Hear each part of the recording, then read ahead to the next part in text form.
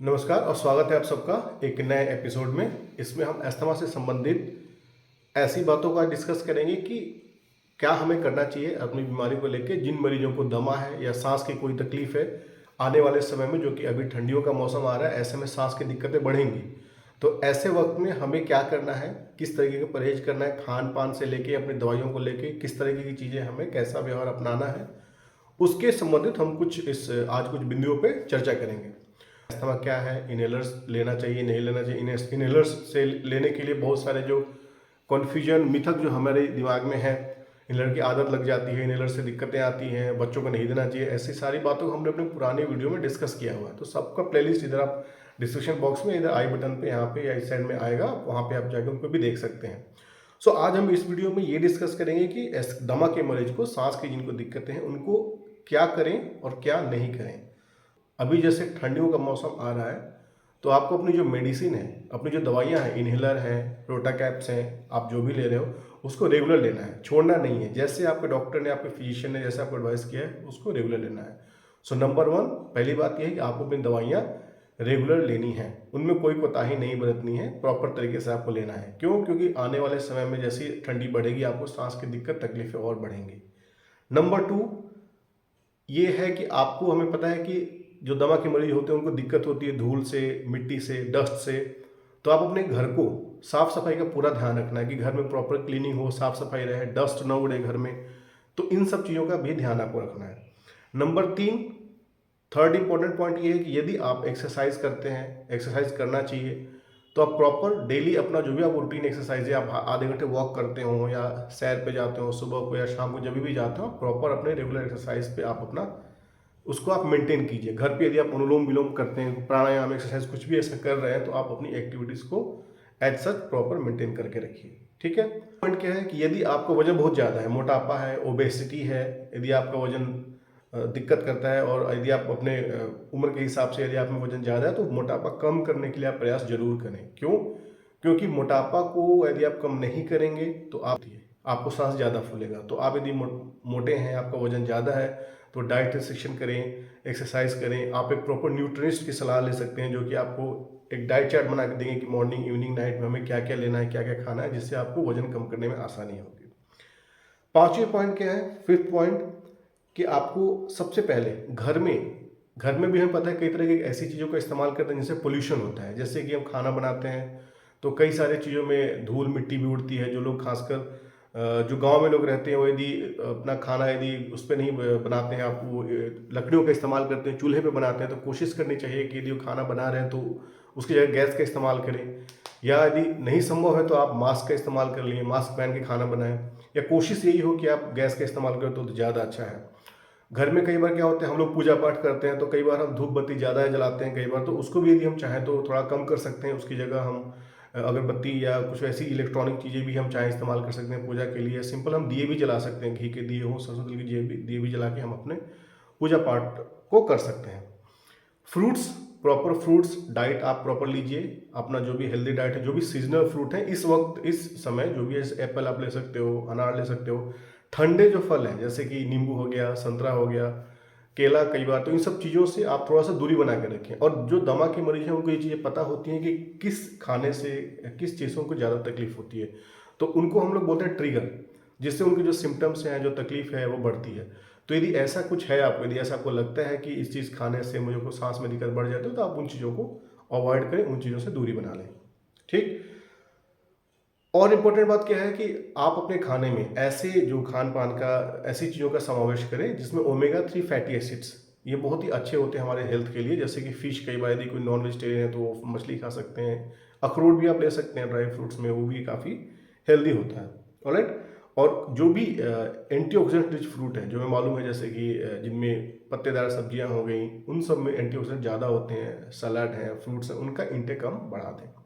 तो ये सारी तो बात हुई जो हमें अभी आने वाले वक्त में करना है प्रॉपर तरीके से, ताकि हमारा सांस का दिक्कत परेशानी हमारी उसमें न रहे और हमारा जो दमा ठीक से रहे ठंडियों में, क्योंकि ठंडियों में सांस में मरीज और दमा के मरीजों की दिक्कतें बढ़ती हैं।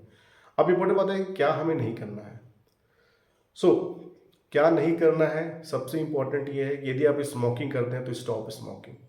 पहले भी मैंने हम डिस्कस हम ओपीडी में भी करते हैं, पेशेंट को भी बताते हैं कि यदि आप स्मोकर हैं, बीड़ी सिगरेट पीते हैं, तो आप बिल्कुल ही बंद कर दीजिए कि बहुत ही ज़्यादा खतरनाक है आपके लंग हेल्थ के लिए, आपके फेफड़ों के लिए स्मोकिंग से ज़्यादा खतरनाक कोई भी चीज़ नहीं है। It is a very very dangerous for your health. हमें मालूम है कि इससे कैंसर भी होता है और सांस की दिक्कतें तो होती हैं, और साथ में यदि आप स्मोकिंग करते हो तो आपके घर वालों को भी बहुत ज़्यादा इससे दिक्कतों का सामना करना पड़ता है। बच्चों को भी, जो छोटे छोटे बच्चे हैं, लेडीज़ हैं, फीमेल्स हैं, उनको भी इनडायरेक्टली इफेक्ट पड़ता है। जो आप स्मोक करके जो धुआं निकालते हैं, इससे उनको काफ़ी ज़्यादा उनकी शरीर पे इसका एडवर्स आउटकम, प्रतिकूल प्रभाव पड़ता है। दूसरा क्या है, ऐसे मौसम में जबकि आपको दमा की दिक्कत बढ़ेगी, तो जो पेट्स हैं, कई बार जो घर में लोग कुत्ता बिल्ली या कुछ पेट्स पालते हैं, तो उनके फर वगैरह, जो उनके जो फर होते हैं, उनसे आपको कई बार डस्ट निकलता है, उससे आपको एलर्जी हो सकती है। दमा के मरीजों को इन सब चीज़ों से कोशिश करनी चाहिए कि दूरी बना के रख सकें। क्यों? क्योंकि वो उनके लक्षणों को बढ़ाएंगे। ठीक है। नंबर थर्ड पॉइंट ये है कि reduce exposure to allergens and irritants. ऐसी कोई भी चीज़, दमा के मरीजों को यदि जिस चीज़ से उनको तकलीफ होती है, जैसे आपका कोई पेंटिंग करने से, धूल मिट्टी से आसपास, जिन चीज़ों से आपको तकलीफ होती है, जिसको हम लोग बोलते हैं एस्थमा ट्रिगर्स, जिससे आपके दमा का जो तकलीफ बढ़ जाता है, उनसे आप दूरी बना के रखें। ठीक है। चाहे वो पेंट हो सकता है, कोई घर में नया काम करना हो, तो आप कोशिश कर रहे हैं कि इन सब चीज़ों से दूरी बना के थोड़ी सी रखें। ठीक है। स्ट्रेस से आपको दूर रहना है। ये हमें मालूम है कि stress is a very very important factor for every disease. किसी भी बीमारी के लिए तनाव जो है सबसे एक इंपॉर्टेंट फैक्टर होता है। सो कोशिश करें, क्योंकि तनाव से आप दूर रह सकें, जितना हो सके कोशिश करनी चाहिए कि तनाव अपने लाइफ में आप न रखें। क्यों? क्योंकि आपको इससे दमा का भी, एस्थमा तो होता ही है, एस्थमा का प्रेसिडेंट फैक्टर है, प्लस स्ट्रेस से आपको डायबिटीज़ भी होगी, हाइपरटेंसी भी होगी, हार्ट की दिक्कतें भी होंगी। आजकल हम देख भी रहे हैं कि कार्डियक प्रॉब्लम बहुत ज़्यादा बढ़ गई हैं। स्ट्रेस को दूर रखें।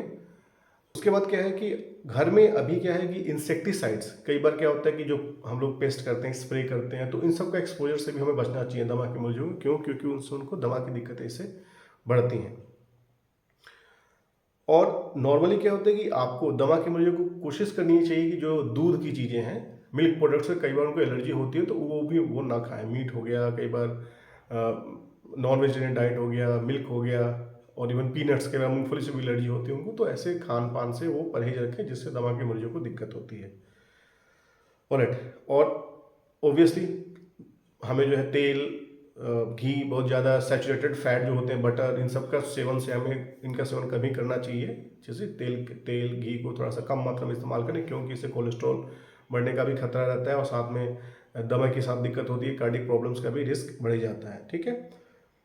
और मोस्ट इंपॉर्टेंट पॉइंट जो है, अभी के ज़माने में हमारी जो यंग एस्थमेटिक्स हैं, जिनको दमा, जो यंग पेशेंट है, उनको क्या करना है कि avoid fast food and junk food. ये बहुत ही ज़्यादा इंपॉर्टेंट ग्रोइंग कल्चर है कि हम क्या करते हैं, बाहर बर्गर, पिज़्ज़ा, ये सब चीज़ें, कोल्ड ड्रिंक्स, इन सब चीज़ों को there is a big no for that. ये बिल्कुल भी लेना ही नहीं है। क्यों? क्योंकि ये जहर की तरह काम करते हैं आपके शरीर में।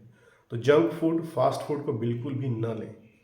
सो ये कुछ बातें हैं जिनमें हमें दमा के मरीजों को सावधानी रखनी है। मौसम जैसे अभी आ रही, ठंडी आ रही, मैंने बताया, बढ़ेंगी आपकी सांस की दिक्कतें ऐसे वक्त में, तो आप इन चीज़ों को, कुछ बातें जिनको ध्यान रखना है कि हमें ये करना है, कुछ बातें बिल्कुल ना करें। ऐसा करके, ऐसा यदि आप परहेज रखते हैं और अपनी दवाई यदि आप प्रॉपर लेते हैं, तो आप अपने बीमारी से, आप ये जो ठंडियों का वक्त आएगा, आप आराम से इसको पार कर सकते हैं। कोई भी दिक्कत, कोई भी परेशानी ऐसी होती है, कोई आपको सांस की दिक्कत बढ़ती है, तो नियर बाई जो भी फिजिशियन है, जो भी डॉक्टर, जो क्लिनिक है, आप वहाँ पे आके उनसे आप अपना डिस्कस कीजिए, और रेगुलर अपने डॉक्टर के फॉलोअप में रहिए। रेगुलर जो भी आपके डॉक्टर साहब हैं, जिनके साथ आप ट्रीटमेंट ले रहे हैं, उनके साथ आप रेगुलर फॉलोअप में, रेगुलर टच में रहिए। सो thank you so much for watching. ऐसी इन्फॉर्मेटिव वीडियो नेक्स्ट एपिसोड में भी हम कुछ डिस्कस करेंगे। सो आप इस वीडियो को लाइक कीजिए, शेयर कीजिए, सब्सक्राइब कीजिए ऐसे मरीजों को, ऐसे फ्रेंड्स सर्किल में, अपने फैमिली ग्रुप्स में जिनको इसकी ज़रूरत है, और इन्फॉर्मेशन को, सूचनाओं को आप और लोग तक भी पहुंचाइए। कोई पर्टिकुलर कमेंट यदि आपको करना है, किसी टॉपिक पे यदि आप वीडियो चाहते हैं, कुछ और चीज़ों पे, तो आप नीचे कमेंट बॉक्स में आप अपना क्वेश्चन उसमें आप लिख सकते हैं।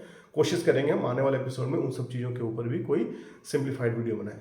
सो thank you so much for watching and see you all in the next video. मिलते हैं अगले वीडियो में। Thank you.